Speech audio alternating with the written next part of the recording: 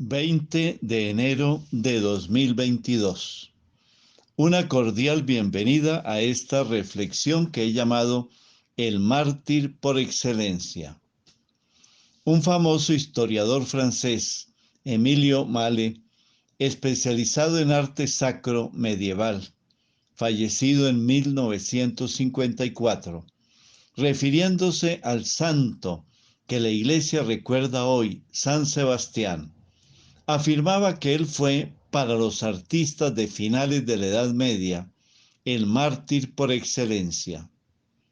Sebastián era un joven oficial del ejército romano, nacido en Narbona, territorio que actualmente pertenece a Francia, en el año 256. Se desempeñaba como jefe de la primera cohorte de la Guardia Pretoriana Imperial. Desde el día en que se convirtió a la fe cristiana, aunque cumplía naturalmente con la disciplina militar, no participaba en las ceremonias donde se hacían sacrificios a los dioses paganos. Una de las actividades apostólicas era visitar a los militares que estaban enfermos para velar por su salud. Y se preocupaba especialmente por los soldados que estaban en la cárcel por causa de su fe. La esposa de Nicostratus, el carcelero, de nombre Zoe, quien había quedado muda desde hacía 6 años, se postró a los pies de Sebastián, implorando por señas su curación. Sebastián le impuso las manos y le hizo la señal de la cruz sobre su cabeza, e inmediatamente la mujer comenzó a hablar, glorificando a Jesucristo, Hijo de Dios. Sebastián hizo muchas curaciones en el nombre del Señor Jesús. En el sumario misionero que nos presenta el Evangelio de hoy, tomado de Marcos capítulo 3, versículos 7 a 12, se nos cuenta que cuando Jesús se retiró con sus discípulos a la orilla del lago, mucha gente proveniente de 7 regiones lo seguía. Esas regiones eran Galilea, Judea, Jerusalén, Idumea, Transjordania, Tiro y Sidón. El 7, número de la perfección, significa simplemente que lo seguían gente de todas partes. Era tanta la expectativa y la desesperación de la gente por encontrar su curación que muchos se le echaban encima para tocarlo. Hasta los poseídos por espíritus impuros se arrojaban a sus pies gritando: «Tú eres el Hijo de Dios». Jesús, por su parte, les mandaba enérgicamente que no lo descubrieran. Sebastián había recibido del Señor ese carisma de la curación. A esto se sumó su poder de convicción, que alcanzó también al gobernador romano Cromacius, quien después de su conversión al cristianismo liberó a 16 militares que estaban encarcelados por su fe en Jesucristo. Cuando el emperador Diocleciano se enteró de la situación, llamó a Sebastián al palacio imperial y enfurecido le reclamó por su traición. «Siempre te he tenido como uno de los funcionarios de mayor confianza en mi palacio, y sin embargo has trabajado en las sombras contra mí, insultando a los dioses». Y aunque lo apreciaba mucho, ordenó que lo ataran a un árbol y lo mataran a tiros con flechas. Cuando ya estaba desfalleciente, lo lanzaron a un lodazal para que acabara de morir. Santa Irene de Roma, con la ayuda de algunos cristianos, recuperó su cuerpo y se percató que, a pesar de la gravedad de las heridas, Sebastián no había muerto. Esta santa mujer lo alojó en su casa hasta que recuperó la salud.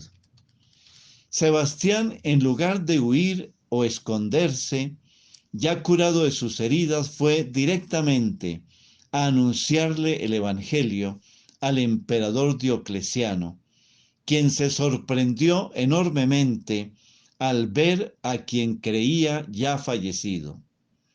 En lugar de escuchar la predicación de Sebastián, ordenó que nuevamente fuera torturado hasta morir. El historiador habla del mártir Sebastián como alter Christus, porque después de comparecer ante el emperador Diocleciano, fue despojado de sus vestiduras y luego atado a un árbol, que no es otro que el árbol de la cruz en el caso de Jesús.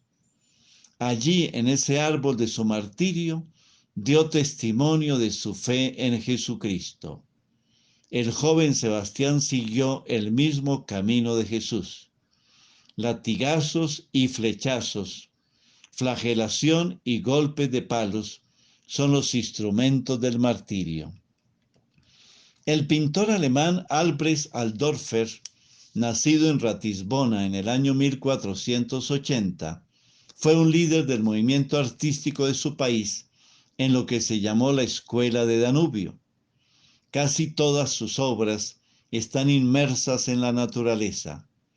Albrecht hizo un impresionante cuadro del martirio de San Sebastián. En un primer plano están los soldados lanzando saetas a Sebastián, quien está amarrado a una columna, recordando así el momento de la pasión del Señor cuando estaba siendo flagelado. En un segundo plano hay un grupo de curiosos que se han hecho presentes en un puente para observar el martirio del joven militar.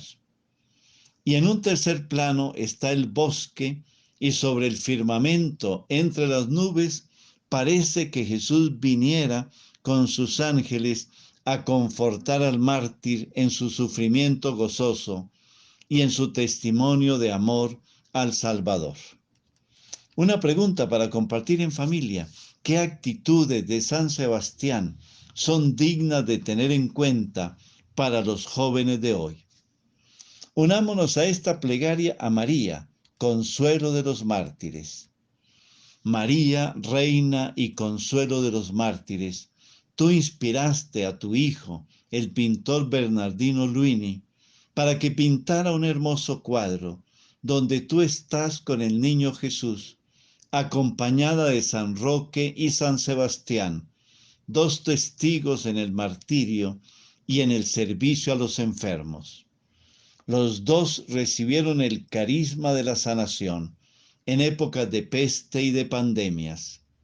Con solo la imposición de las manos y la señal de la Santa Cruz, en el nombre poderoso de Jesús, los enfermos eran aliviados de sus dolores. Tanto Roque como Sebastián fueron mártires, a quienes tú consolaste cuando les tocó enfrentar el flagelo de la persecución y el sufrimiento, como testigos de la fe en épocas y situaciones diversas. Concédenos, Madre, la gracia de vivir con alegría el martirio de cada día. Amén.